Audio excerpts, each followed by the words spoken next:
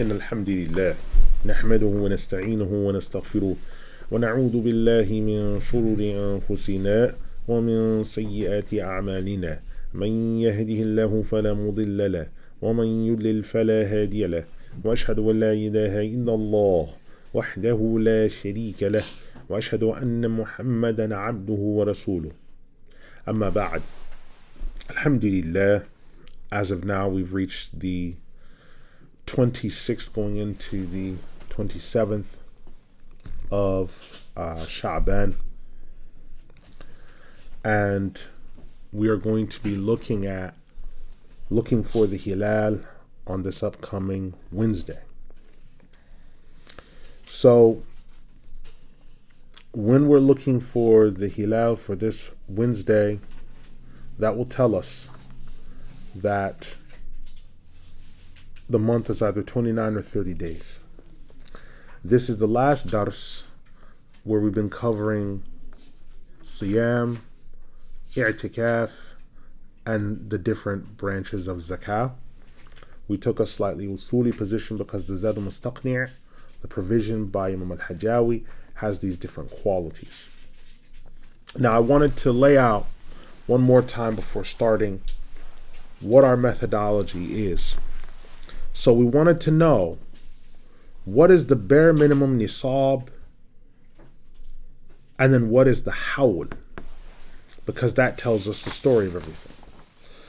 So in looking at things, we found that there are 5 kinds of zakah. 5. There is what's on the cattle, which the bare minimum is 5 camels or 20 cows. And then their hawl is the time of the slaughter. Right? So 30 cows, 5 camels, 40 sheep or goats. That's the bare minimum. With the honey, there's a certain amount. Seeds, roots, shoots, and fruits, which we're going to be talking about. So we understand that the bare minimum for these amounts, 5, 30, and 40, and the hawl, that time where they become due is the slaughtering time where they've reached that point. Now we're going to talk about seeds, fruits, and shoots. So the Imam Al-Hajjawi, rahimahullah, he starts, باب زكاة الحبوب والثمار تجب في الحبوب كلها ولو لم تكن قوتا وفي كل ثمر يكال ويدخر كتمر وزبيب ويعتبر بلوغ نصاب قدره 1600 رطل عراقي وتضم ثمرة العام الواحد بعضها إلى بعض في تكميل النصاب لا جنس إلى آخر ويعتبر أن يكون النصاب مملوكا له وقت وجوب الزكاة فلا تجب فيما يكسبه اللقاط أو يأخذه بحصاده ولا فيما يجتنيه من المباح كالبطم والزعبل وبرز قطونا ولو نبت في أرضه. Zakah is wajib on all seeds, even if they are not used for nourishment. And zakah is wajib on every fruit that is weight and or stored, such as dates, raisins. The minimum for the nisab to be reached is 600 Iraqi ratl. The nisab will be reached in 1 year and extend into part of the next when it comes, and the nisab will be completed at that time. Close quote. So what the Imam is discussing here is the 600 Iraqi ratl is the minimum nisab. Imam Al-Qaddumi rahimahullah says this equals 865 kilograms. So when nisab is hit that, of your roots, fruits, and shoots, of either of those, that is the nisab where the zakah becomes wajib on these matters. So on all seeds, even if they're not used for nourishment. So you may have seeds that aren't for nourishment where you're storing them. So the seeds are being stored, flax, you're storing things for rusk. You're storing these seeds. You're not necessarily eating them or having them for nourishment, but you might be selling them. If you have them in a silo or what have you and they hit that amount, that is what's due. The Imam then says, the nisab must be in the ownership of the individual at the time that the zakah becomes wajib. Zakah will not be wajib in the case of what is earned but it is lost and one is looking to recover it, or he took at harvest time before it was reaped.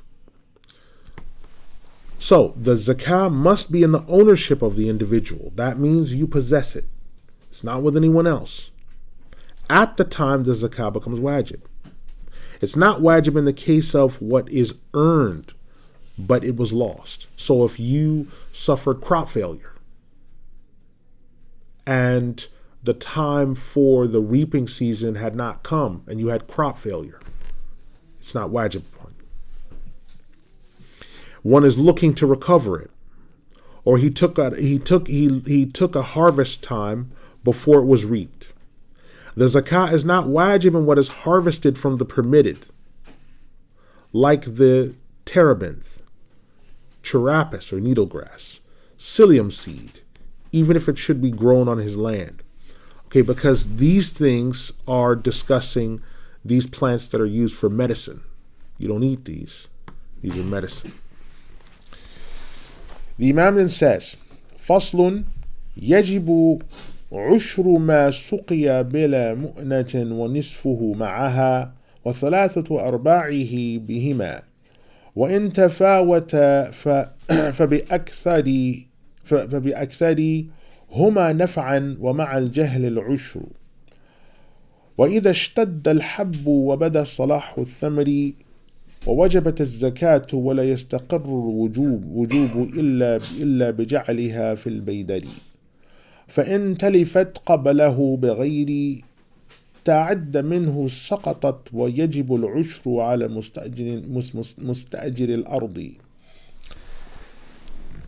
Subchapter on irrigated land. The amount of 1/10 is to be given in zakah for land that is watered without difficulty. While if it is watered with difficulty, then 1/10 of it is to be given in zakah. While if one has land watered both with difficulty and without, then 3/4 is to be given.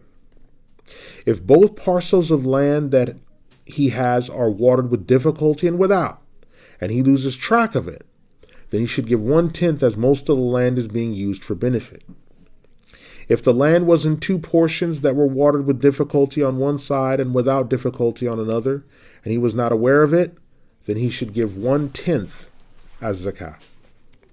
Once the seeds crack open, or the fruit changes color or reaches its ripeness, then the zakah becomes wajib. Close quote. So at this point, the zakah becomes wajib, the point in question. So we know the amount that needs to be had. 865 kilograms. That's the nisab. What's the hawl?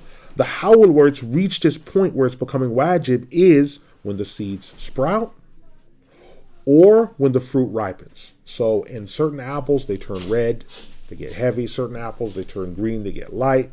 Certain fruits, they become clear, or they become yellow, or they become red, or they emit a smell, or they emit nectar or a liquid. Whatever those qualities that tell you that it's ripe, that's the hawl. And at that point, it becomes wajib. Is it now wajib to give it at that point?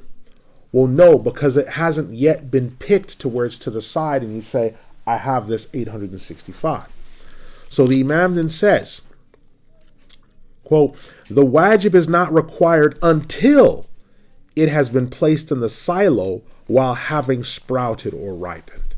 So once the amount is there, you've picked it, then you've put it in the silo.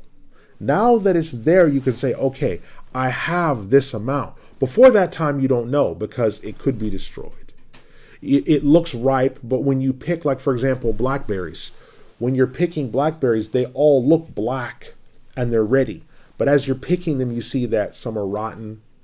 There's bugs inside of some of them. They're infested with pests or other things like that. But you don't know that until you're actually picking and you start to see, oh, that's no good.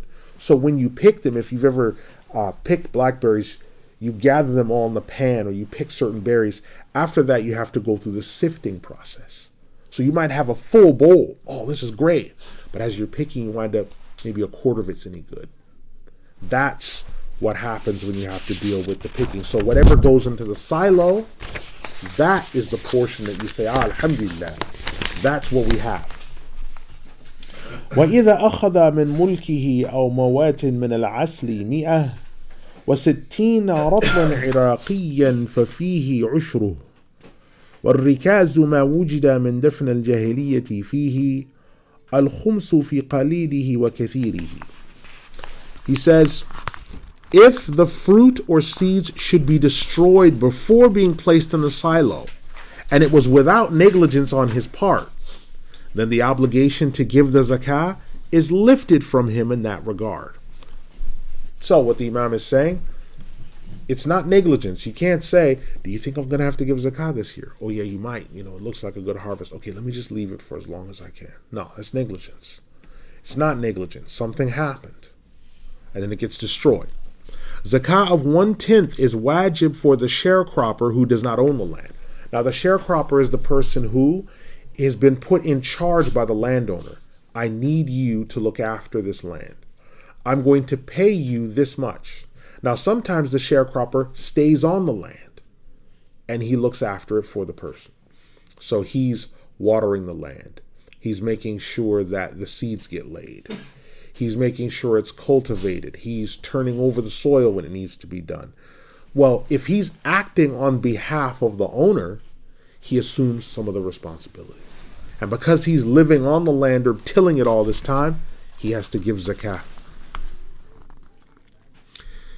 When someone takes honey in the amount of 160 Iraqi ratl from his property or revitalized land, then he is to give 1/10 of it in zakah. Now, this 160 Iraqi ratl, Imam Qadumi says this is 86 kilograms. So now you're thinking of, that's a huge amount of honey. Yes, you can notice that the honey being referenced and the cattle amounts are discussing mainly commercial ventures. It's not private ventures. Who has five camels and you have a family of 3-4 children? One cow was enough for a big family of 8-9 children. So if you're having 30 cows, 40 sheep and goats, you're obviously doing a commercial venture. And that's what this is for. It's people with commercial ventures, these other people that have these things. The Imam then says, the lost treasure refers to some form of precious thing that was found that had been buried during the age of ignorance. One must give 1/5 of the lost treasure he found, whether it was a little bit or a lot of what he found. So lost treasure refers to some sort of precious thing. So let's say you have countries around the world, Easter Island or parts of England, where we're doing digging. We've just bought a property and we're deciding that we want to sink a well on our property. And in the portion of our digging, we hit an object and it's heavy. And we're thinking, okay, this isn't normal rock. What is this? Then we dig around it until finally we realize, we pull it out and we see it's a chest. And inside this huge chest, this metal chest, there's 5,000 gold coins from the Roman period. Okay, well, that's from the Jahiliyyah period, because the Jahiliyyah is running from before the flood of Nabiyyina Nuh alayhi salam up until the Prophet sallallahu alaihi wasallam's ending of the Jahiliyyah period. So the Jahiliyyah period runs from that period of time, which is between 9 and 10,000 years. It's running between that time. So that period, you find something buried. Now you have the precious thing that was found. The first thing you have to do if you find on your land is to find out when the land was sold to me, was the land and its contents sold to me, or just the land? If it was land and contents, then whatever you find is yours. Land and contents. But if it was just the land for you to build a house on it, but not the contents, the owner might have some right or some claim over some of what you found. If it has someone's name on it, then you have a period of time where you have to try to track down the person's name or whoever it belongs to. If that's not the case, then it's yours. If it is the case, you track them down and say, I don't want it, or I don't care about it, then the matter is resolved. But if you haven't, okay, now you have to give a fifth of it in zakah for lost treasure. A fifth of it must be given. So the Imam then takes us to the next portion. So we understand now about roots, fruits, and shoots, 865 kilograms. And in addition to that, the hawl is when the seeds sprout or when it changes color. Then once that happens, it becomes wajib to give when we put it in the silo or wherever we keep it in storage. Now we're coming from Babu Zakat al-Naqdain, the zakah on gold, silver, and the wealth of commerce. Gold, silver, and wealth of commerce. The Imam, he says,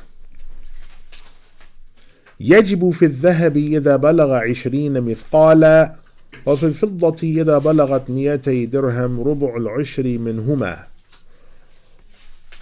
ويضم الذهب إلى الفضة في تكميل النصاب ويضم قيمة العروض إلى كل منهما ويباح للذكر من الفضة الخاتم وقبيعة السيف وحلية المنطقة ونحوه ومن الذهب قبيعة السيف وما دعت إليه ضرورة كأنف ونحوه ويباح للنساء من الذهب والفضة ما جرت عادتهن بلبسه ولو كثر ولا زكاة في حليهما معد للاستعمال أو العارية وإن عد الكراء أو النفقة أو كان محرما ففيه الزكاة. Gold must reach the nisab of 20 mithqal for zakat to be wajib. Gold must reach a nisab of 20 mithqal for zakat to be wajib. Now, Imam Al-Qadumi says this corresponds to 85 grams. This corresponds to 85 grams. The zakat due on this gold is 2.5% of the amount. In the case of silver, this must, the typo has much, but it should be must.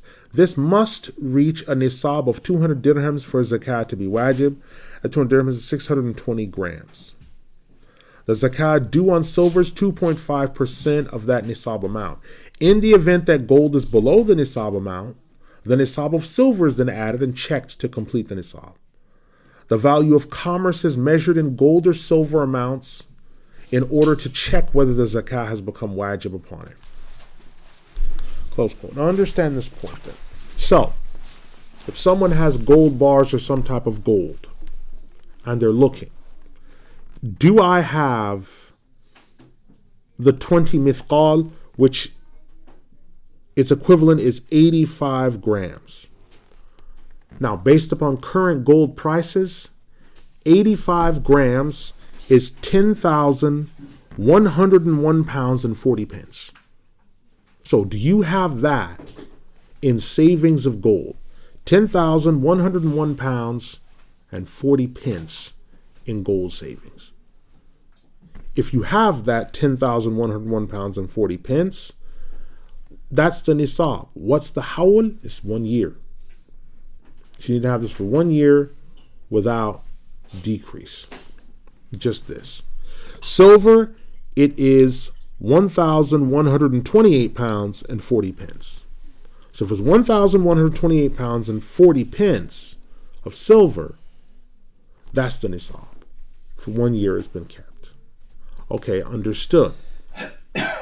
So you must give 2.5% of the 1,128 pounds and 40 pence, or 2.5% of the 10,101 pounds and 40 pence. These are the statistics. In the event that the gold is below the nisab amount. So let's say someone says, I checked the gold. I don't have 10,101 pounds and 40 pence throughout a year. So I'm scot-free. I'm on an easy street. No. Now you must check the silver. So you check the silver and you say, oh, the silver is 1,128 pounds and 40 pence. I've had 2,000 in savings over the time. Zakah is still due on me. But someone might come and say, but, Brother Abu Ja'far, I've actually got 5,000 in gold and then 700, or I've got 1,000 and then I've got 9,000 in gold. So I've got 9,000 gold, 1,000 in silver. Guess I'm sorted. No, because now you put the nisab together and it equals the nisab of one of them, which in this place would be the gold. So you still give zakah on it as a fail-safe measure. The Imam then says, the value of commerce is measured in gold or silver amounts in order to check whether the zakah has become wajib upon it. Now, we discussed the nisab before. So commerce, which we'll be coming to, when you want to understand the nisab, you don't measure the stock of your business. You don't measure the building. You don't measure the vehicles.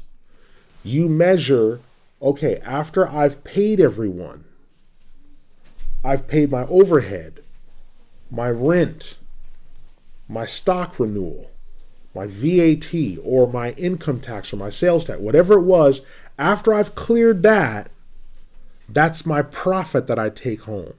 Okay. Does the profit reach 10,101 pounds and 40 pence? And does that run over a year? Does it run 1,128 pounds or 40 pence in silver? And does that run over a year? That's what you want to know for urud, for the wealth of commerce, which we'll come to. In the case of the male, the value of commerce is measured in gold or silver amounts in order to check whether the zakah has become wajib upon it.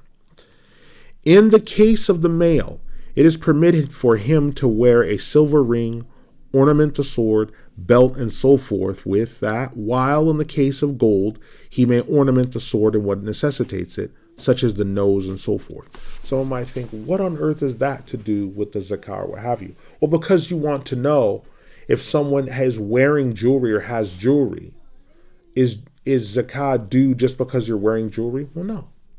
Just because you're wearing jewelry, zakah isn't due upon it. And what are the right things, since we're on the topic of jewelry, what are the right things for men? Well, in the case of the male, it's permitted for him to wear a silver ring, ornament the sword, or whatever weapon it is, belt, so if someone has a silver belt buckle, or something like this, and so forth. With that, while in the case of gold, he doesn't say it, but you can tell the implication is he may not do the previous things, but he may ornament the sword or what necessitates it, such as the nose and so forth. Well, so wait a minute, hold on. People had a gold nose. Yeah, well, if in battle, your nose was knocked off with a sword. You needed to have some type of nose, so they would forge what your nose last looked like. They take a mold of it, and they would make a gold portion of it, and they would mount it on your face. And that was your nose. If you had teeth, Uthman radiallahu anhu dhun nurayn, when he was wrapped in a rug and thrown in a fire and he had to wriggle out and his skin was burned and some of his mouth was burned, all of his teeth, upper and lower, were reinforced with gold. So all Uthman radiallahu anhu had gold teeth. Some Sahaba had one or two gold teeth, but Uthman, all of his teeth were gold, top and bottom. Right? This is permitted. There's some type of need, what necessitates it, such as the nose and so forth. Imam Abdul Qadir Badran al-Dumi rahimahullah, in discussing men wearing silver, he discussed an ikhtilaf among a lot of scholars. Some scholars say that a man wearing jewelry around the neck doesn't fit the dispensation of the ruling of allowance of it. What is often colloquially called in English a chain for men. Because you call it a necklace, you get punched on, because men don't like you to call it a necklace because that's associated as being with women. So they call it a chain. You get punched on otherwise. Okay, we'll call it a chain just to avoid fighting. Well, Imam Abdul Qadir Badran rahimahullah says that no, men may wear a chain, a silver one, not gold, a silver one. Because, and he quotes a number of texts on the topic, I believe I translated this and put this on the blog. Now, Imams Abdul Rahman al-Shami, Salih al-Shami, and others, they're of the opposite opinion. Whereas Imam Abdul Qadir Badran and Dumi and others are of the opinion you may. And they have their arguments and they have their evidences. If you do so, be mindful being around people who do not advocate that position. So perhaps tuck in the chain if you're around people that you know are especially sensitive to these issues and have difficulties digesting difference of opinion. So you have to be wise to this fact. The Imam then says, quote, "It is permitted for women to wear gold and silver according to whatever the customary habit is, even if it's abundant gold." Close quote. Even if it's a whole lot. So among some of the Yemeni women, Muslims and Jews, you'll see, if you look at pictures then and now, they have huge amounts of ornamented gold that they wear on their traditional clothes, where they have headdresses of gold coins around it. That's their customary habit. If that's what they wear, then it's left, that's what they wear. That's customary for them. Ladies in different cultures have different things about whatever their jewelry is. If they wear an abundance of bangles, if they wear an abundance of earrings, if they wear an abundance of necklaces, an abundance of anklets, if that's customary for what they do culturally, then you leave it. For ladies, if it's customary for them, as by their nature, ladies engage in a lot of tazayyun regarding jewelry and things like that, you leave it. You leave it. Because it's left, that's why it says their ada, their customary ada. We consider the ada and urf. We consider these things, people's customary habits and cultural things, we consider that in fiqh. We consider it. So if someone's cultural habit or whatever is to wear abundant things like that, leave them alone. Leave them alone. Let them be. Because it doesn't bring any harm and it's not stipulated, oh, well, that's extravagance. No, it's extravagance to you. But it's not overall extravagance in them. This is one of the most important matters because often people use their position as the mainstay in the decision of what it should be. And this happens especially in the case of wealthy people sometimes. So people that aren't wealthy will look at wealthy people and say, look at them buying this bag or those type of clothes. That money's being wasted. No, you would waste it. For them being wealthy people, where they live and where they're from and what they spend on, that's probably what you and I would spend in our regular environment, because that's normal for us as our custom. For them, the reason why where they live, their bags cost so much or whatever else, it's because of whoever the designers are, whoever's making it, however much it costs. Yes, you should not buy a 5,000 pound Birkin bag if that's what you make every 3 months, because that's not your custom. You should not buy the Balenciaga or the Dolce & Gabbana because you are going to be homeless. But for the person that is in an environment where those amounts are part of their normal habit of what they make as a custom, then they buy those things. They don't need to come down to where everyone should live equal. No, that's Marx and Engels. That's not the deen. That's not the deen. People are stratified in society based upon what they've earned and what Allah has given them. We don't say because this person has wealth, why does he have that car? Because he has the money to have it and it's not affecting him. Yeah, you buying a Lamborghini Countach, yeah, you probably shouldn't, because you don't make the money to maintain that. You don't make the money to maintain these different types of cars. But for them, it's normal. It's their normal habit. Well, why do they have a driver that takes their kids to school and everything else? Because they live in a massive house where it takes 15 minutes to get from one side of the house to the other. Because they have 85 rooms in their house. What do they got 85 rooms for? Because they come from a rich manor and they have wealth that they've had in their family for the past 300 years.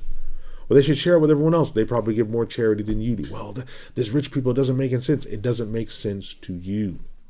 But you're not the one to decide who's wealthy and who's not. Allah subhanahu wa ta'ala has devolved this wealth. If it's come from halal, then it's not for us to make these decisions. And we have to sometimes get out of people's business. The Imam then goes on to say, quote, "There is no zakah due for women that wear gold and silver for jewelry, owned or lent for use. If the jewelry is used for renting, earning, or was taken in some impermissible way, then zakah becomes due on it." Close quote. So we see then that Zakah will become due on it. So however much she has, if it equals that. So let's say she customarily wears gold and silver in abundance. She's wearing, or possesses 10,000 or 20,000 pounds worth. So, because la zakata fil hulya, there's no zakah in jewelry. It's in daraqutni. No matter what she has, that's her. But now, if she lends it to ladies, I want to wear this for my wedding to look extra special. It's a big day. Okay. So she lends it out for her to wear. That's fine. But if she opens a business and says, we can handle all your jewelry needs for your wedding. Okay, now it's being used for commerce. Now she has to pay zakah on it. Or if she's renting it out. If she's using earning that was taken. If you've obtained gold and silver through impermissible means. So, for example, let's say if the U.S. had been a Muslim country with all the gold that it stole, the amount that it would have to give for the amount of nisab that it stole, the amount of silver that it stole would just be astronomical. And every year it's just like collecting because it's sitting in Fort Knox and other locations. It would just be astronomical. But unfortunately for them, they are kuffar. Now, the Imam then goes to the zakah on urub. Babu zakat al-urub, the zakah on commerce. And he says, إذا ملكها بفعله بنية التجارة وبلغت قيمتها نصابا زكى قيمتها فإن ملكها بإرث أو بفعله بغير نية التجارة ثم نواها لم تصر لها وتقوم عند الحول بالأحظ للفقراء من عين أو ورق لا يعتبر ما اشتريت به وإن اشترى عرضا بنصاب من أثمان أو عروض بنى على حوله وإن اشتراه بسائمة لم يبني. When someone owns some wealth with intention of commerce and its value has reached the nisab, he is to give the zakah according to its value. And if he took ownership of such wealth due to inheritance or without the intention of commerce, then he intended it for some commerce after, it does not become part of commerce. The commerce then reaches its time for zakah to be given in the most cautious manner and should go to the destitute in the form or value of gold or silver. If something was purchased with what would have been the nisab at the time for the zakah, this does not bring about the wajib status of the zakah on commerce. Close quote. So this brings us then to a point. If someone owns some wealth with the intention of commerce and its value has reached the nisab, he is to give zakah according to its value. So someone has this in savings, either in the form of gold, silver, what we mentioned, and he gives according to its value. So has it reached this amount? Has it reached that amount? Let's say he was planning on using it for commerce, but he intended, and then the time for the year had rolled around and the time came and he was planning on using it. The time came, but he hadn't used it yet. But the fact that he's intending it for commerce, he gives zakah. If he took ownership of such wealth due to inheritance or without intention of commerce, then he intended it for commerce after. It does not become part of commerce because it's after the fact. And the inheritance that you take from the dead relatives, that doesn't become zakah wealth because that's a haqq, that's a right. So you don't take a haqq that Allah's given you and then Allah subhanahu wa ta'ala takes another haqq from it. Right? That's double dipping. That's what the kuffar do with, okay, we're going to tax you once on what you made, then after what you made, then after what you made. No, this is double dipping. This doesn't get done. Allah subhanahu wa ta'ala doesn't do that to his slaves. He's a righteous and holy God. If something was purchased with what would have been the nisab at the time for the zakah, this does not bring about the wajib status of the zakah on commerce. So someone had some money set aside for commerce, or that money's used for commerce, the profits are there. But then something came up, like a big bill. You have the oldest debt. Hey, you remember how I gave you this much, I fronted you this much money for stock last year? Oh yeah, that's right. Hey, do you think I could get that? Yeah, that's fine. Then he clears it. Yes, that would have been the nisab. Yes, that would have been, but he's cleared of debt. So now he doesn't know that. Now he doesn't know that. If he purchased a good from the profits or commerce, then the time it is due is built on the thing in question and is no longer built on commerce. So let's say, we'll finish the Imam's thought. If he bought what was to become commerce with cattle, then the zakah on commerce is not due. It is now upon what is to be cattle. So let's say he had money for commerce, because as we know, there are 5 different kinds of zakah.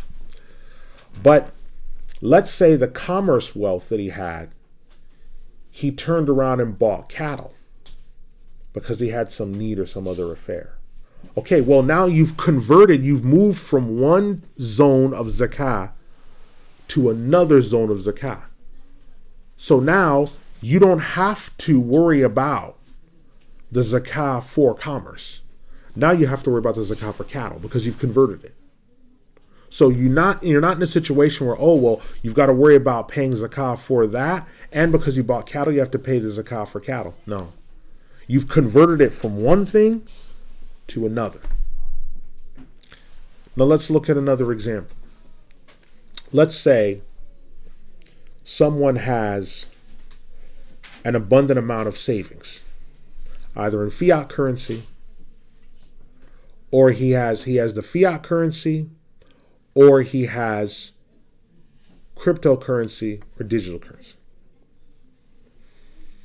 He has what is savings that would equal gold and or silver. And he makes a big purchase. I've got to get a car. Boom. But his purchase of getting that car takes the amount by half. It's under the nisab, whether it's gold or silver.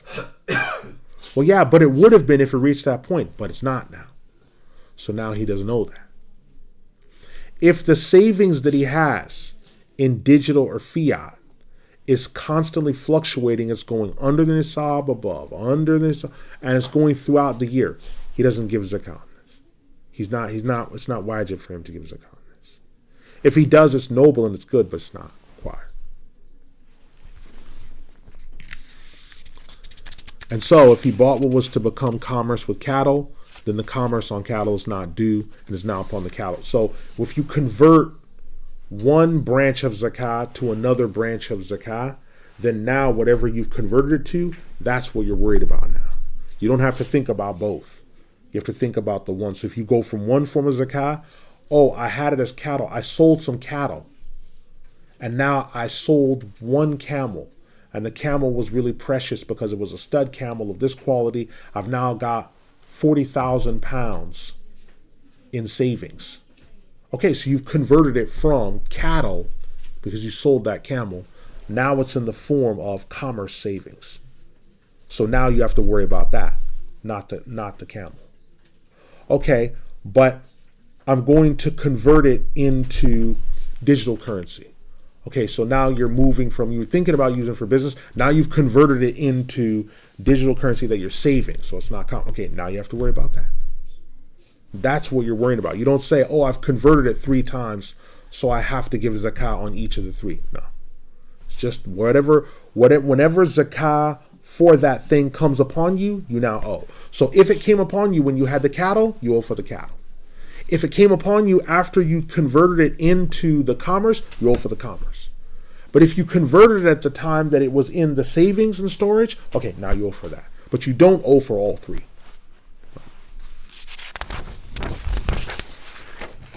The Imam then takes us to Babu Zakat al-Fitr. Now we come to Zakat al-Fitr.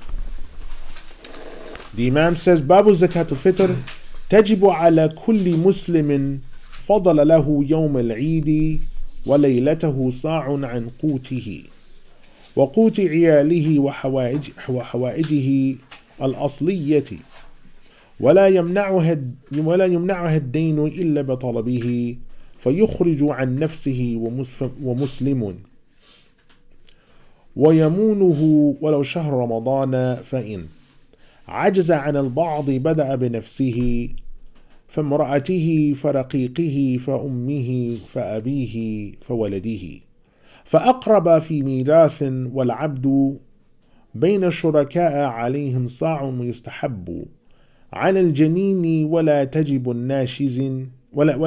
لناشز ومن لزمت غيره فطرته فأخرج عن نفسه بغير إذنه أجزأت. وتجب بغروب الشمس ليلة الفطر فمن أسلم بعده أو ملك عبدا أو زوجة أو ولد له ولد لم تلزمه فطرته وقبله تلزم. ويجوز إخراجها قبل العيد بيومين فقط ويوم العيد قبل الصلاة أفضل وتكره في باقيه ويقضيها بعد يومه آثما. This is wajib on every Muslim on the day of Eid and its night from the surplus of his nourishment. The amount to be given is 1 sa' or 4 double handfuls. And this is after he has fulfilled the needs of his family and other essential matters. Someone being in debt does not hinder Zakat al-Fitr being done unless the amount sought from him consumes what would have been given. The amount of Zakah is taken out for him and every Muslim under his care, even if it was just in the month of Ramadan. Close quote. So we understand then that the Zakat al-Fitr is on every Muslim on the day of Eid. That's the wujub of it. The day of Eid, the wujub of it. And it's night. So the moment that sunset hits and we know it's no longer the 29th of Ramadan, it is the 1st of Shawwal, that's when its wujub happens. That's the wujub nature. The amount to be given is 1 sa' or 4 double handfuls. Now I asked some of the Sheikhs, are there general statements the scholars give about if people struggle to deal with 4 double handfuls and things like this? And they said, if someone's looking to round things off in a more systematic way, you can say 2 kilos, 40 grams. Right? 2 kilos, 40 grams per person. Right? 4 double handfuls, we've been doing it that way so much, we've measured it out. It's going to measure out to be probably a little bit more than that. But they give this larger number because you're giving that and a little bit more, just making sure. And this is after he's fulfilled the needs of his family. So he makes sure that he has whatever is going to be the surplus. He has surplus. Someone being in debt does not hinder Zakat al-Fitr from being done unless the amount sought from him consumes what would have been given. The amount of Zakah is taken out for him and every Muslim under his care. So whoever you maintain. So you say, okay, well, I maintain my parents. I maintain my wife. I maintain my children. Okay, those people that are under your care, yes, you must give zakah for them. Yeah, but my father or my mother, they come and visit me and stay with me for Ramadan. They're not with me throughout the year, but they're with you in Ramadan. They're under your roof, so they're under your care. Well, my brother and his children come. They're under your roof. They're under your care. So even if they're only coming for Ramadan, yeah, but they're here.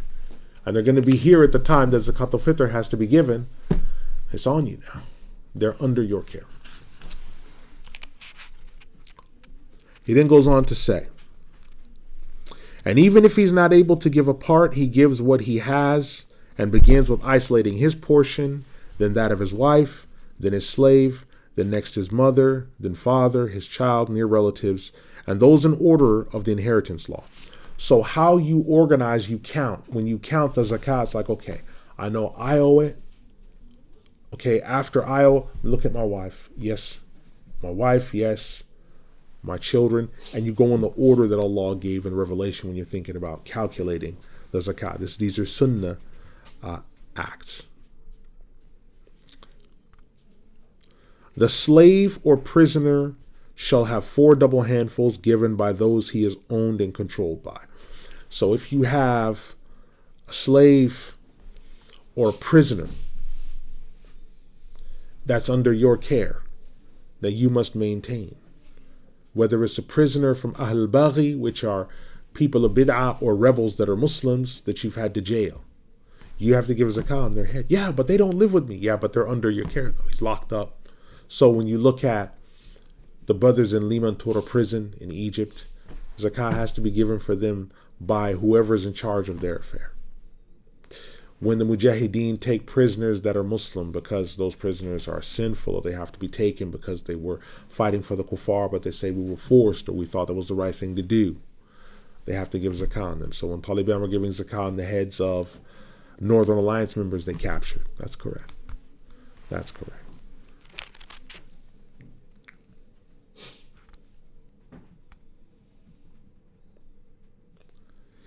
It is also praiseworthy to give zakat al-fitr for the infant. It's praiseworthy. So the small infant, because he's under your care. Well, what about if the wife is pregnant and hasn't given birth to the child yet? That's still okay.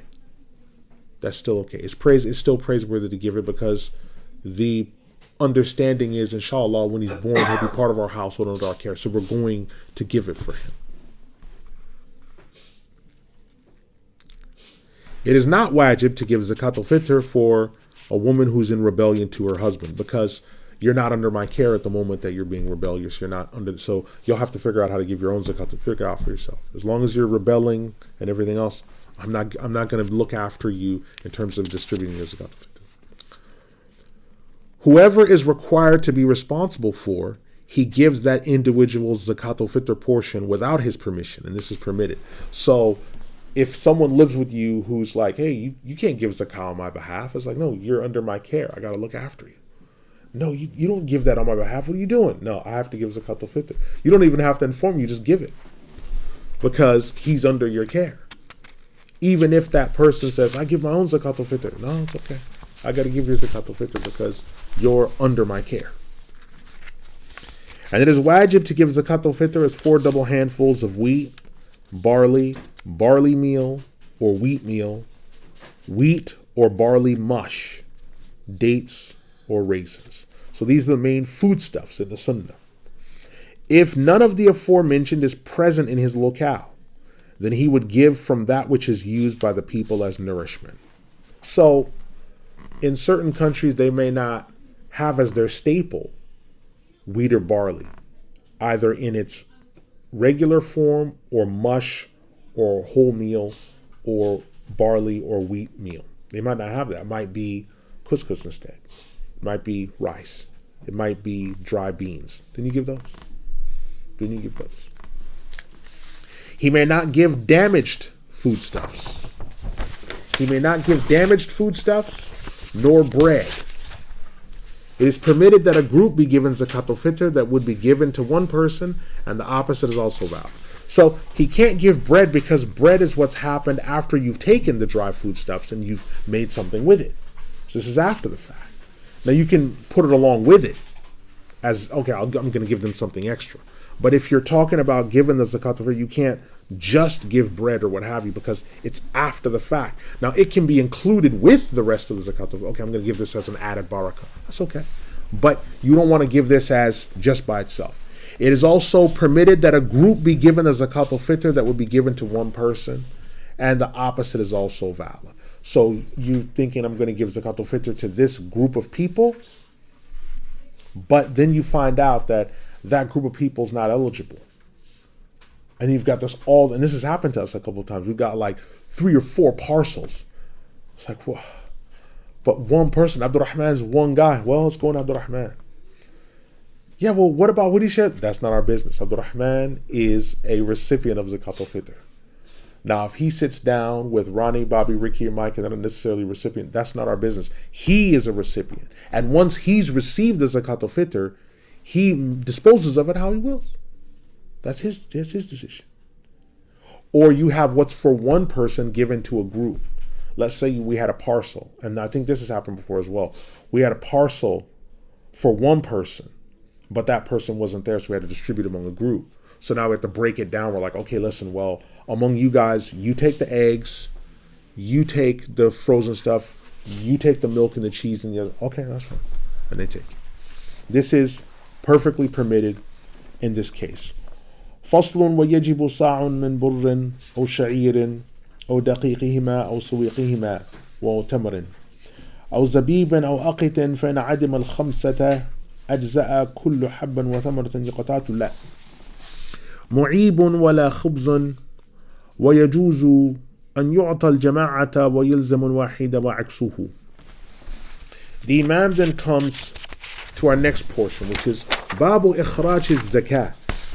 When is Zakah to be distributed, and how does one give Zakah? How does one give Zakah? Okay. Now, this section is also going to come to what we found that's happened to us where we've had to give Zakah further forward than 2 or 3 days. As we know from the hadith of the Prophet ﷺ, the Zakah can be given up to 3 days before the Eid day. Its wujub happens on sunset on that. But the opening time where it can be given is actually wider than that. But it becomes wajib at this time. So this can be done from this point. But the wujub of it happens at this time. But it's valid to give it at a different time before, which means the time is open. But we've had to sometimes give it before the 3 days because of circumstances that have dictated it. We're going to come to why that's the case and how. The Imam says, Babu Ikhraj al-Zakah يجب على الفور مع إمكانه إلا لضرورة فإن منعها جحدا لوجوبها كفر عارف بالحكم وأخذت وقتل أو بخلا أخذت منه وعزر ويجب في مال صبي ومجنون فيخرجها وليهما ولا يجوز إخراجها إلا بنية والأفضل أن يفرقها بنفسه ويقول عنده دفعها هو وآخذها ما ورد والأفضل إخراج زكاة كل مال في فقراء بلده ولا يجوز نقلها إلى ما تقصر فيه الصلاة فإن فعل أجزأت إلا أن يكون في بلد لا فقراء فيه فيفرقها في أقرب البلاد إليه فإن كان في بلد وماله في آخر أخرج زكاة المال في بلده وفطرته في بلد هو فيه ويجوز تعجيل الزكاة لحولين فأقل ولا يستحب. And it is wajib, when is zakah to be distributed and how does one give zakah? And it is wajib to give zakah immediately upon its possibility unless it's for some dire necessity, darura. It's wajib to give zakah immediately upon its possibility unless for some dire necessity. Darura, loss of life, cutting of limb, indefinite detention, things that could prevent it from being given. If someone should deny or hinder the zakah due to denial of its compulsory nature and he knows the ruling, such a one becomes an unbeliever, a kafir, and it should be taken from him by force and he should be killed. If someone hindered or withheld the zakah due to stinginess, it must still be taken from him even with force, and he should receive a preventative punishment, ta'zir. It is still wajib to give in the wealth of the infant, the madman demon-possessed, and the one in charge of both of them discharges the zakah on their behalf. This is what this is referring to, what the Imam is saying. It is still wajib to give regarding the wealth of an infant. So let us say that someone is an orphan and they've inherited a substantial amount of money. And that money is in savings, it's in trust. It's £3 million, or 3 million euros, or $3 million, or 20 million riyals. He's just a baby, yes, but he has this wealth that's there, and we have to give zakah on it. Right? You still have to give zakah on it. The madman, he's insane, yes, but it's our job to maintain Brother Abdurrahman, who is in and out of reality, or is actually mentally so disturbed that he's actually not within the reality that we inhabit. But we still give zakah for him because he's under our care. He's under our care. It is not permitted to discharge zakah except with an intention. So you give the niyyah. Well, why is that? We know that, yes, but again, back to our asl point, al-a'malu bimaqasidiha. Actions are always by their intentions and motives. This is a qaida fiqhiyya. Qaida fiqhiyya, actions are by their motives. Meaning, actions are by intentions. If someone has not intended to give zakah, then it's not zakah, because he hasn't intended it.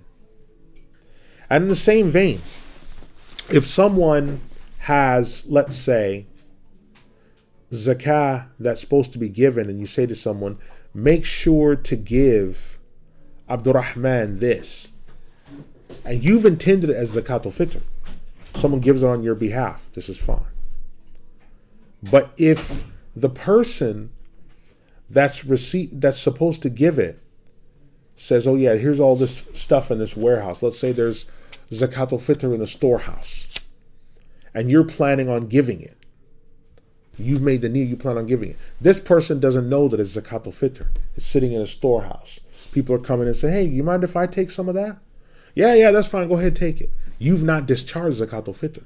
Because this person thinks it's just in the storehouse, it's extra, it's lying around. He's just giving it. You've not given the zakat al-fitr.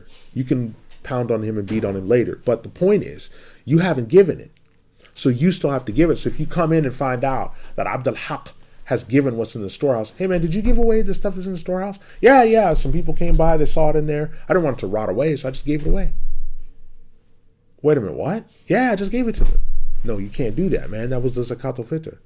Yeah, well, I mean, I gave it on behalf of you. No, I never agreed that with you. So there was no transaction. There was nothing that said that you're acting on my behalf. So I still have to give it. All right, this is why the Imam makes this point. It's not permitted to discharge the zakah except with an intention. The more virtuous thing is that he differentiates by taking the zakah out for himself and says the supplication narrated at the time of doing so. So that's the most noble thing, is to say the supplication, which is Allahumma ja'alha maghnaman wa la taj'alha maghraman. Right, and this is collected by Imam Majah. So this is the dua that's a sunnah to say at the time of getting the zakah ready. The most noble thing is discharging the zakah of all kinds among the destitute of his land. It is not permitted to send it to people the distance where one would be permitted to shorten the salah. If someone did this, this is not permitted, but the act is valid. Close quote. So, the most noble thing is discharging the zakah of all kinds among the destitute of his land, the fuqara. It is not permitted to send it to people the distance where one will be permitted to shorten the salah. This means 48 miles or more. So you're sending it that distance, it's not permitted. But if you did it, it's permitted. The act is valid, but it shouldn't be done. And this is now not haram li dhatihi, because if it's haram li dhatihi, it's fasid. It won't be valid. But it's haram li ghayrihi. It's haram for other reasons. So the act is still valid, but it's haram for other reasons. Why? Because there are people in your land that are being deprived of the zakat al-fitr. Because you're sending it across, so other people that are needing it, of the 8 categories, are present and they need it. And people, as time has gone on, more and more, in this land that I'm speaking from, people have been able to see more and more, whoa, there are people from the 8 categories here. We used to really have a battle with people who said, there's no one in the 8 categories here. We had this constant struggle. But as time has gone on, more and more people are seeing, no, we have some of the 8 categories here. Maybe not all, but we do have some of them here. The exception to this ruling, is if in a given land there were no destitute people. So in this case, the individual would distribute it to the nearest lands to him. If the individual was in one land and his wealth was in another, he would discharge the wealth of the zakah in the land in which he resides, and he would give the fitr in the land in which he resides. Now this is an important point, close quote. This is an important point. So the exception to the ruling above is if the given land there were no destitute people. So there are some lands where, or some places that may be fabulously wealthy, where you don't have fuqara, you don't have masakin, you don't have some of these indebted people. Okay, maybe Brunei. Brunei might be a land in which most of the 8 categories aren't present. Maybe. Which in that case, the individual distribute it to the nearest lands. So whatever is nearest to there. Okay, what's the next nearest needy land? What about Singapore? Let's say, no, they don't have it. Okay, what about Malaysia? No, they don't. Let's say Indonesia. No, they don't. Okay, what about Java? No, they don't. Okay, Philippines, Mindanao in the Philippines. There's Mujahideen there. There's other people. Okay, all right, give it to them. We keep extending, so the circle around you is the nearest land. If you can't find that, you make the circle a bit bigger. Then the circle a bit bigger, then the circle a bit bigger until you find, yes, here's someone. Someone out there will be there. Then the Imam says that if the individual was in one land and his wealth was in another, so this includes either savings or storage, his wealth was in another, he would discharge the wealth of the zakah in the land in which he's in. So let's say your money is, you are resident in Arabia, but your money is in the Cayman Islands. It's in Comoros. Why? Well, because you're saving your money from people pirating your money. I'm not paying unjust taxes. I'm preserving my money. It's in Comoros, Cayman Islands. It's in Trinidad. I'm keeping it safe. Okay, that's fine. But you're based in Arabia. So when you're looking at what the threshold is for your nisab, you're not looking in what the Comoros currency is.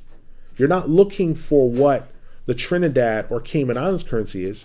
You're looking at what reals you're supposed to have for the nisab.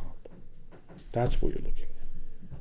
Then when you're looking at the fitr that you're supposed to distribute, you're not distributing it in Comoros, the Cayman Islands. You're distributing it in Arabia.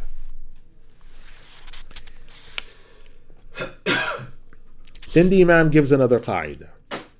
He says, quote, "It is permitted to give the zakah ahead of the time of its wajib status by 2 periods of time or less, while it is not praiseworthy." I put permitted, but it actually should be wala yustahabba. That actually should read praiseworthy. Now the Imam, he says, when Imam Hajjawi says, it is permitted to give the zakah ahead of time of its wajib status by 2 periods, the hawlain. Buhuti and some scholars say this means 2 years. This means 2 years. So zakah in extraordinary circumstances can be done ahead of time, more than the 3 days. And this is why sometimes you'll find Hanbali of Egypt and such, they'll give it in the first week of Ramadan. Why? Because we know the people that we need to get to, they're going to be there. These 8 categories, yeah, they're there at this time. If we wait for later, they either won't be there or there'll be another issue that will make it so that we can't get it to them. So, for this reason, this is why I've always advised Muslim brothers to take their zakat al-urud, their commerce zakah, all their other things, zakat al-fitr, gather it all together. If you made another and you broke it, or you made another and had to gather all that together for Ramadan and then give it. Because if we say, yeah, but the zakah of commerce, that may be a year from there. If I started the business in Muharram, the next time when it's due might be the next Muharram. Yes, but when are you going to find the people that are from the 8 categories of the people that are destitute to give it to? The best time is Ramadan. That's the best time. So you give it at that time. And so when I asked Sheikh Khalid as well as Sheikh Abu Anis about this, they're like, yeah, that's correct. And this ta'jeel, this act of doing so, this is the correct thing to do. Now, the evidence that we have for this is from Ali bin Abi Talib radiyallahu anhu, that the Prophet sallallahu alaihi wasallam, he allowed Al-Abbas ibn Abdul Muttalib to give his zakah 2 years in advance because of extenuating circumstances. And this is collected by Imam Muslim.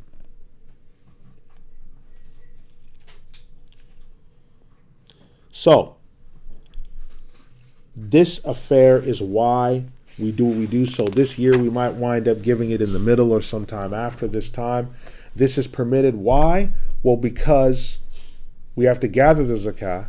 Then upon gathering the zakah, we have to now make the purchase, but the sheer volume of the money and the amount, and then making sure that the people are there.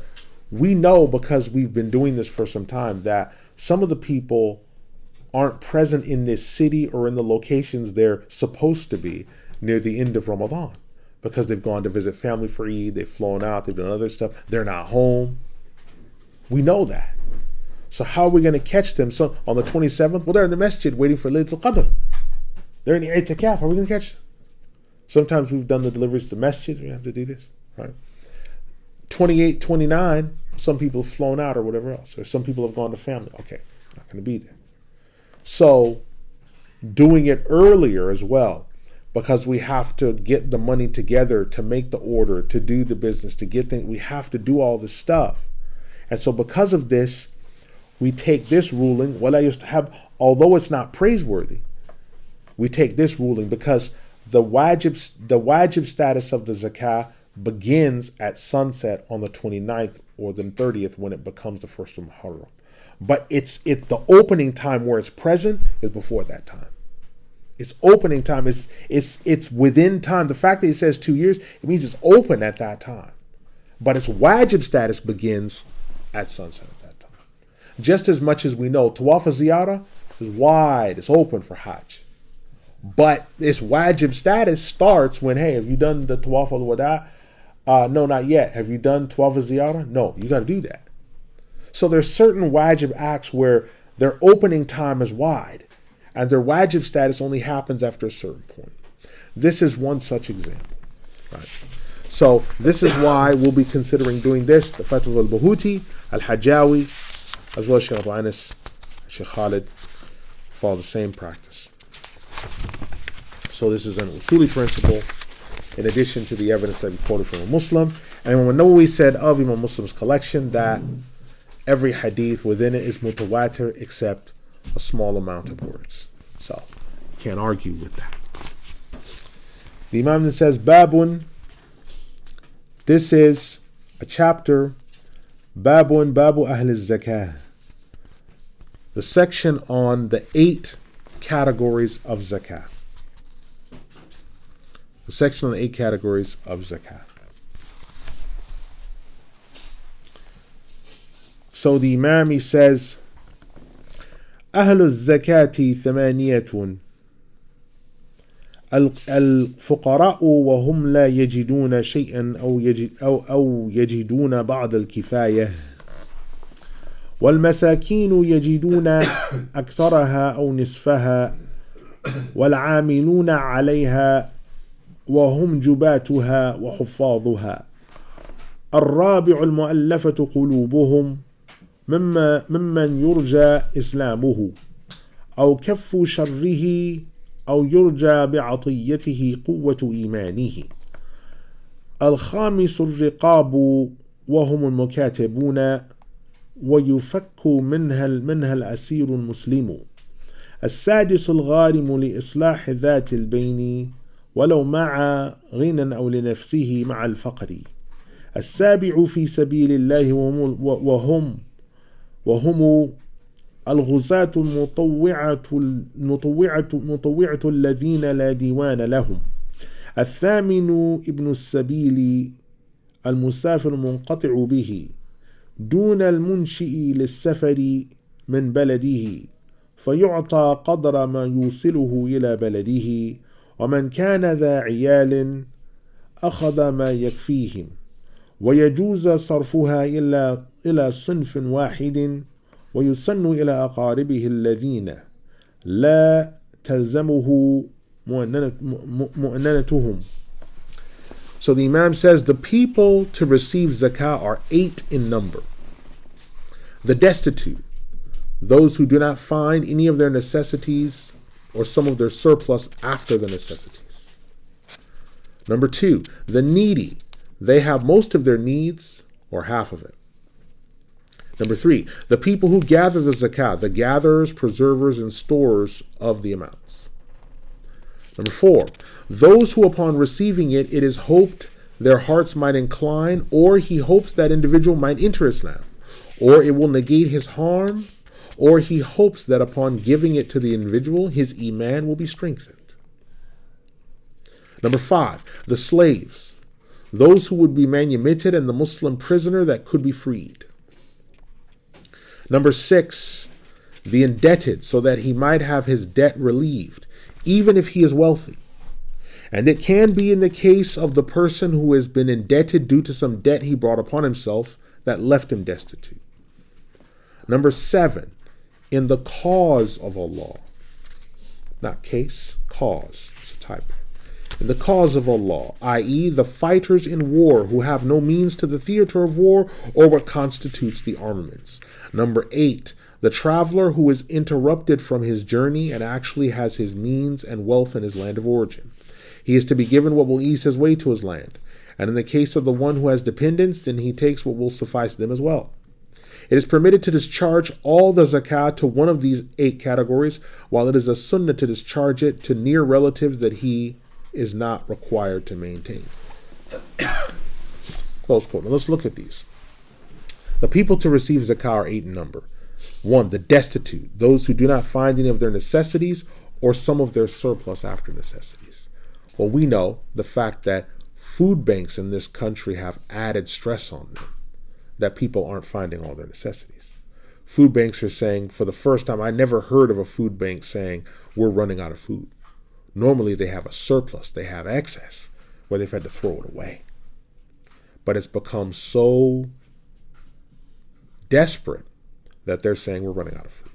And they've made an appeal to people to say, if you have extra food, please bring it forward.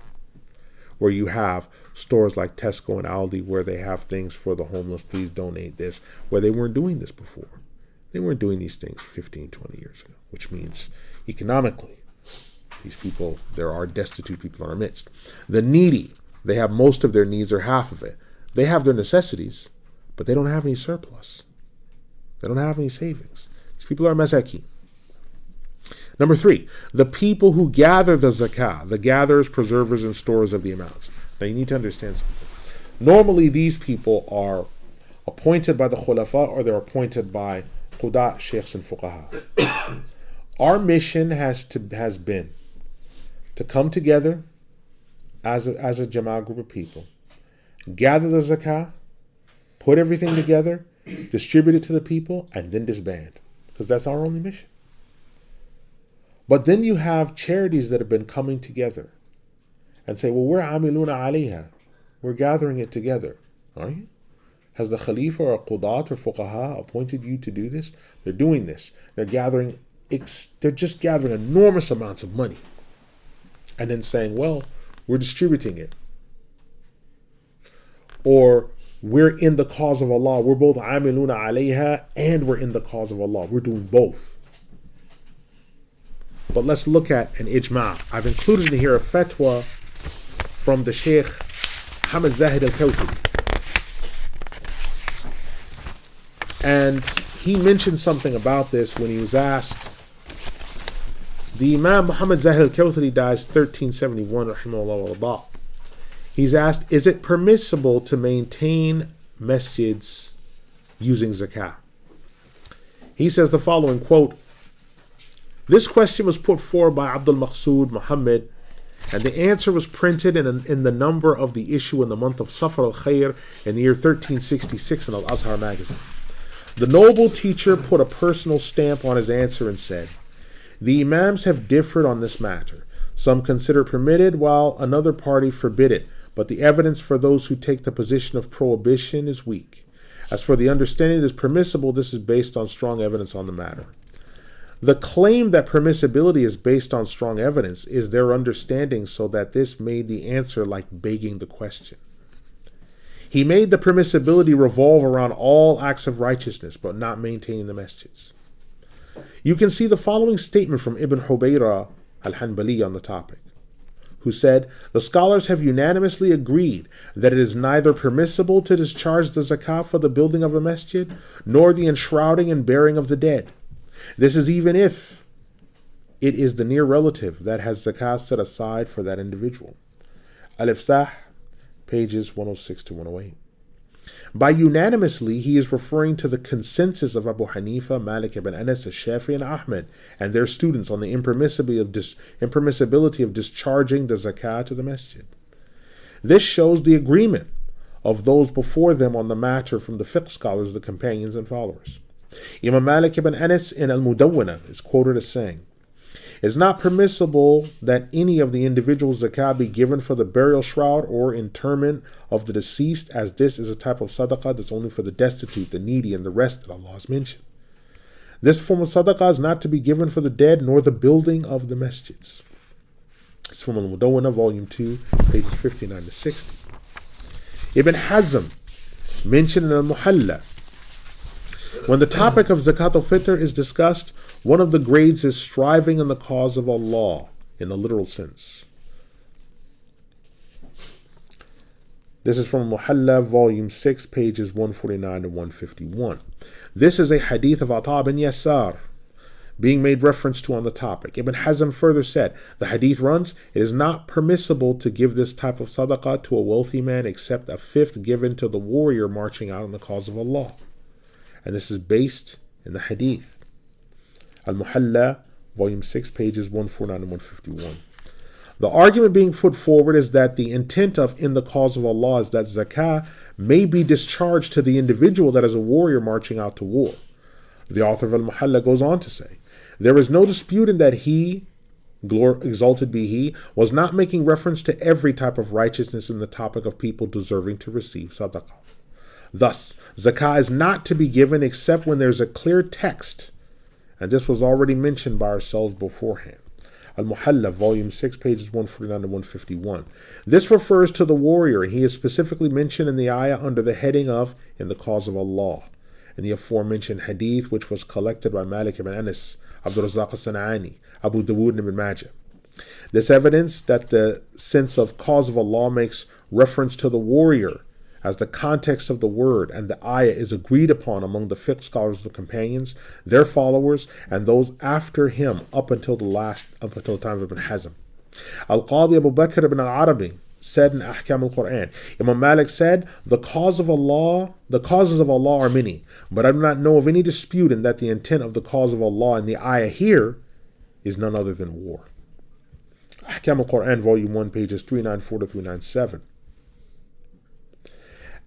After citing the hadith of Ata bin Yasar previously referenced, Imam Muhammad ibn al-Hasan al-Shaybani said in al-Muwatta, Muhammad has said, by this understanding we know that the warrior is the one being referenced in the cause of Allah.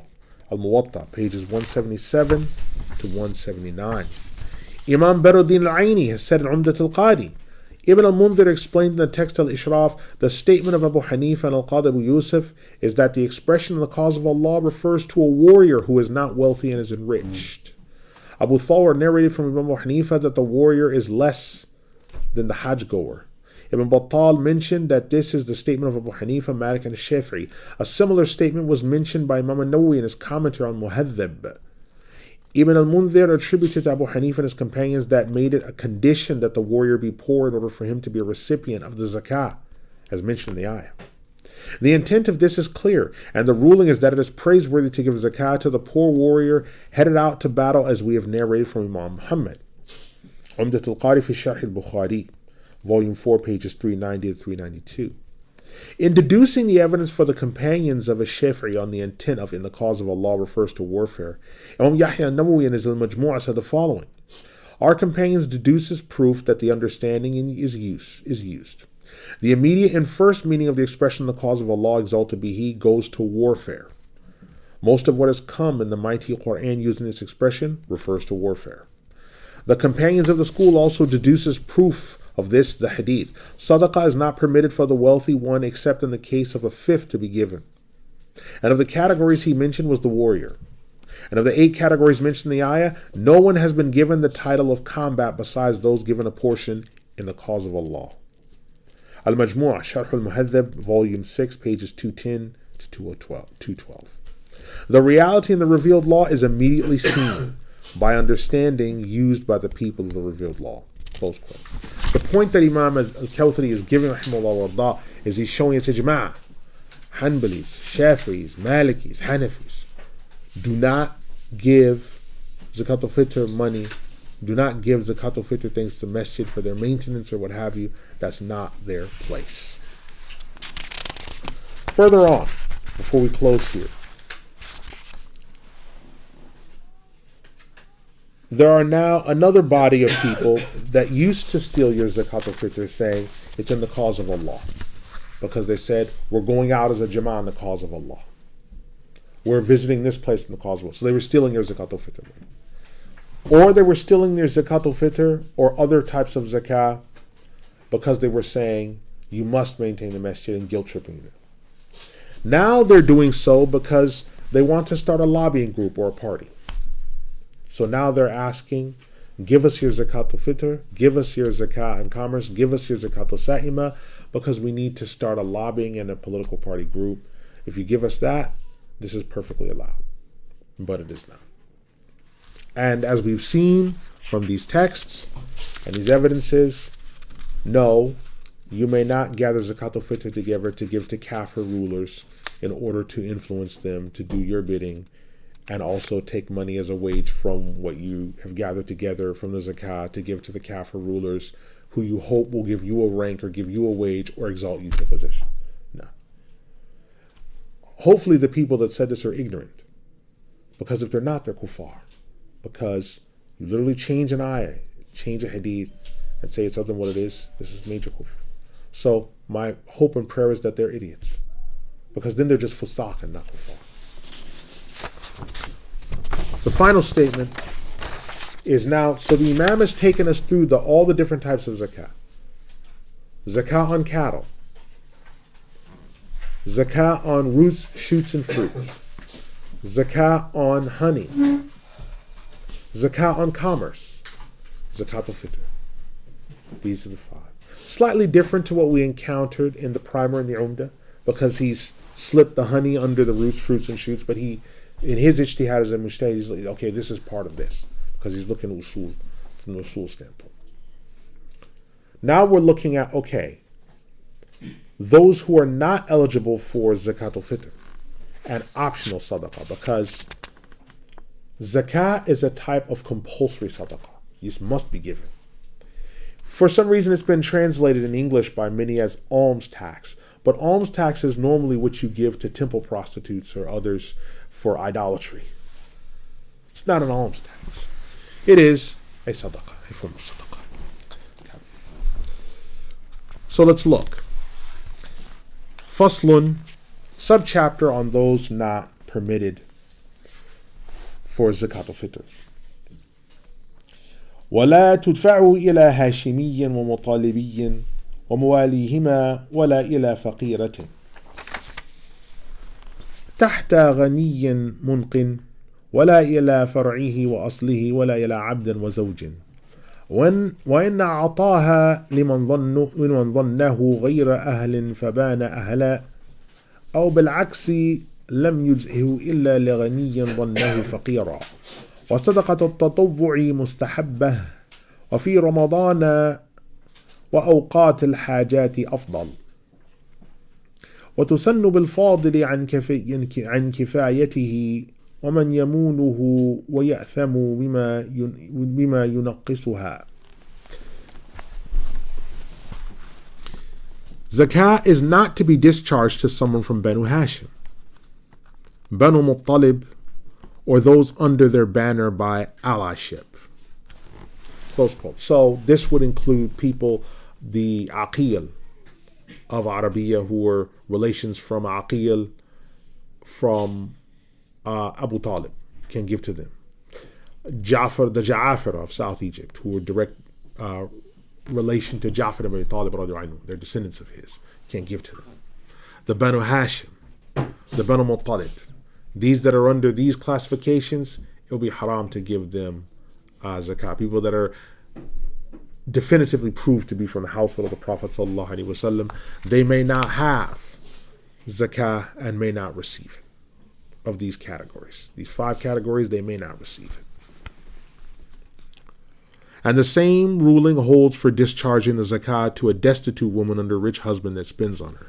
Because you say, well, this woman's like, I'm poor and everything else. Well, why would you be poor? Well, we just covered that if she's in rebellion to her husband, then it's not in his obligation to give zakat al-fitr on her behalf and giving her maintenance. So it's like, well, how long have you been in this state? My husband's wealthy, but I don't have anything.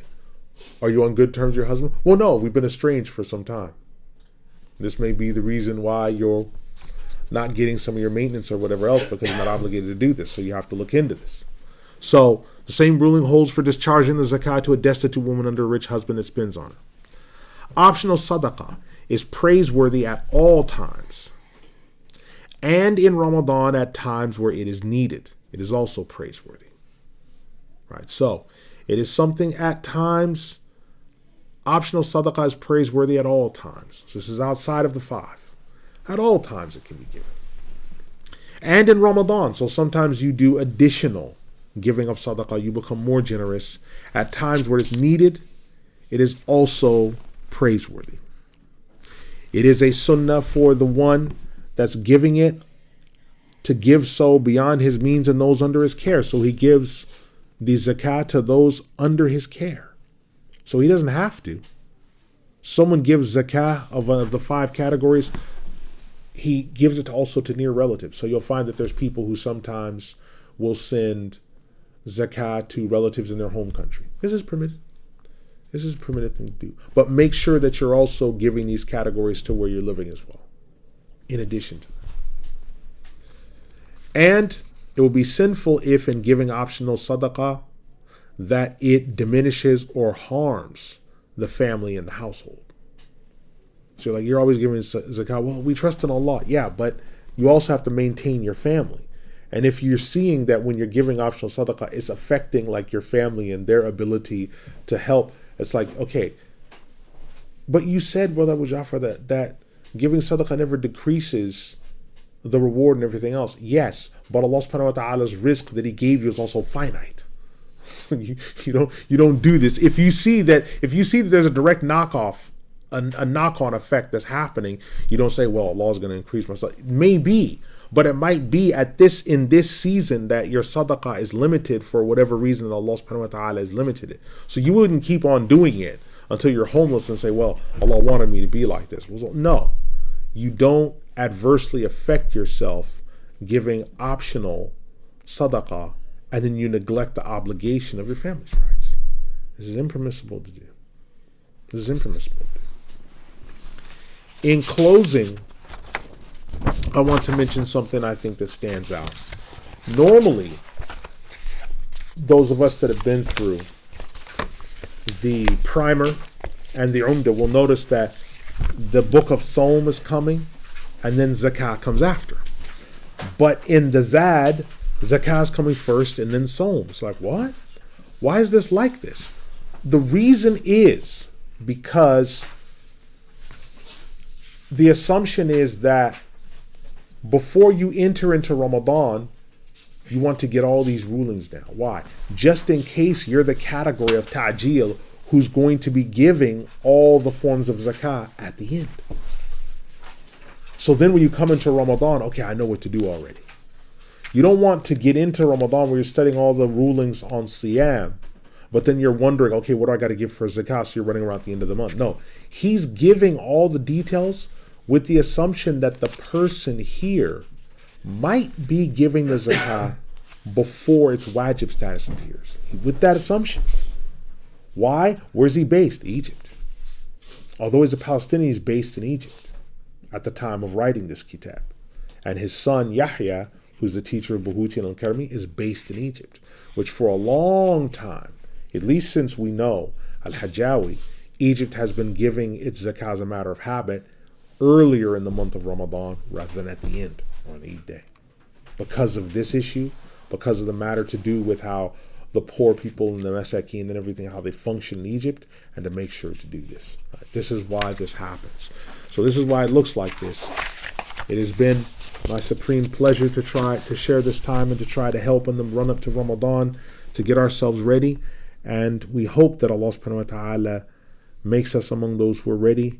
We ask that Allah subhanahu wa ta'ala makes us among those who see this month of Ramadan, that we see all the month through, that we're able to worship Him with sincerity and righteousness, that He makes us better in this month, in the beginning, in the middle, at the end than we were before we started it.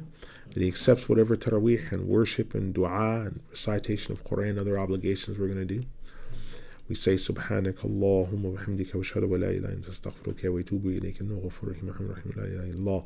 Any questions of what we've covered so far today? Yes. The Zakat al-Fitr, we said this is wajib on every Muslim on the day of Eid. Is this in addition to if he falls into the other categories of Zakat? Okay. On top of it, or is it something that if he doesn't fulfill the other ones, then he must give this one? Okay. Alhamdulillah.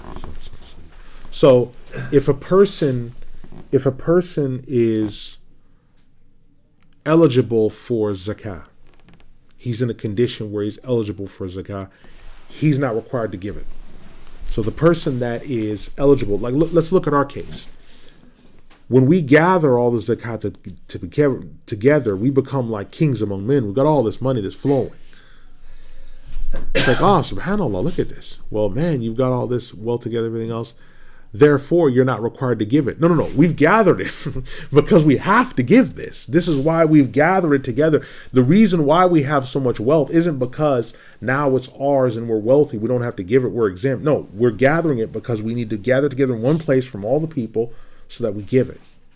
Now, at that point, if there's any among us that are eligible for zakah, they're still eligible for it, even though they possess the wealth. They're still eligible for zakah because that's not their wealth, it's to be distributed. So, in the case of a person who is eligible for zakat al-fitr, they're not required to give zakat al-fitr. Right? They're not required to give because they're eligible. And the other question is, it says, this is wajib on every Muslim on the day of Eid, and it's not from the surplus of his nourishment. Is there any definition of how we determine what the surplus of somebody's nourishment is? Okay, so the surplus is after whatever your family has consumed. So it's not what your family's eating, what's in the refrigerator, after all of that, whatever the surplus is of that, whatever you have left over from foodstuffs, or what you would have left over what you buy for food, what you have left over what you buy for your groceries, what you have, though, whatever is left over from that nourishment, that is surplus. Okay. That's the surplus, right? So it's not what you have, what's in the refrigerator, what we're wearing as our clothes. No. That's what you have for the needs of your family, wife, kids, family under your care, people that are under your responsibility. No. What's left? Do you have what's left after that? Yeah, we have surplus after that. Okay. That's what belongs to the zakat al-fitr category, the surplus. Yes. Do you know what it feels like when it's the day of judgment and people are still alive? Okay, so the question is, what is it like on the day of judgment for the people that are still alive? So people at the time that the day of judgment came when they were on earth. Okay, this is a good question. Alhamdulillah. So there's a hadith in the Sahih of Muslim where the Prophet Muhammad ﷺ mentioned that when the cool wind comes from the east, the Muslims will smell that cool wind, and it will look like they're going to sleep, but all the Muslims are actually going to die at that time. They'll go back to Allah. And he said that the sun will then rise from the west, and only the most wicked of people will see the final signs. So the unbelievers that will see the final signs, the kuffar, will be terrified, they will be scared. They'll want to have iman, but they won't be able to. Because once the sun rises from the west, they'll see it and say, oh, now I believe la ilaha illallah. It's too late, because the door of Tawbah is closed. So for them that are still on earth, that are still alive, that are still awake, it's going to be a frightening, terrible time for them. But for the Muslims after that moment, because we'll be back with Allah, we'll be waiting for the day of resurrection. Then when the horn is blown for us to get up after we've been dead, then we come on the day of resurrection refreshed, looking around, because those events we weren't here for, we missed. So we're going to be thinking about, now it's the day of judgment, what's in my account, my salahs, my zakah, all my good deeds. We're thinking differently. But for them, because they've seen those events, it's going to be far more terrifying for them. So they're going to be way more scared and upset. Any other question? Yes. Assalamu For the zakat methods you have covered, can you choose between them or is there an order you have to follow? Okay, all right. Alhamdulillah. So all the zakah methods are only for people that possess them. So for example, for people that live in this city that don't have farms or anything back in their home countries, the zakah regarding cattle doesn't apply to them. The zakah of roots, shoots, and fruits doesn't apply to them. If you don't own a business at all, then the zakah of commerce doesn't apply to you. Okay, but what if you have surplus food stocks and foodstuffs and things? Okay, well, zakat al-fitr then applies to you. These things apply to you, right? Do you own a honeybees or a honey farm? Well, no, okay, that doesn't apply to you. So the forms of zakat only apply to the people that have them at that time. Now, if you have all 5 forms, then all 5. If it's only one, then just one. If you have, okay, well, I don't have commerce, but I have immense savings. I have gold and silver. I have digital currencies or fiat currency. Okay, that applies to you. But for people that live, say, like where we're from, South Egypt, it's like people might have savings and farms. So it's like, okay, now they've got cattle, they've got food storage, seeds, wheat, barley, and mush, and also the powder form, and also the wheat. They've got, so they might have maybe out of the 5 forms of zakah, maybe they owe like 3 of them. So, yes. Assalamualaikum. In terms of Zakat al-Fitr, so the 4 double handfuls, did you say that it was approximately 2 kg and 40 grams was the equivalent? Or like to round it off? Yeah, because the scholars round it off because they want the person to give, because it's going to be more, when you look at it, that's more than 4 adult double handfuls. But they want to make sure that you give that and a little bit more to cover, just like some fuqaha, they mention 216 liters to make sure that you hit that amount, where some scholars say no, it should be lower for 192 is close, because based upon the ijtihad and measurements, we say no, 216 to make sure that you hit the amount and a little bit over just in case. So with obviously there's different foodstuffs that can be used, but those different foodstuffs will have different value in fiat currency. So how would you determine how much somebody would need to give in order to cover the different foodstuffs? Okay. So in a circumstance like that, when you're looking at saying, okay, this is going to be 2 kilos and 40 grams per person. So it wouldn't so much be the cost, it would be that weight.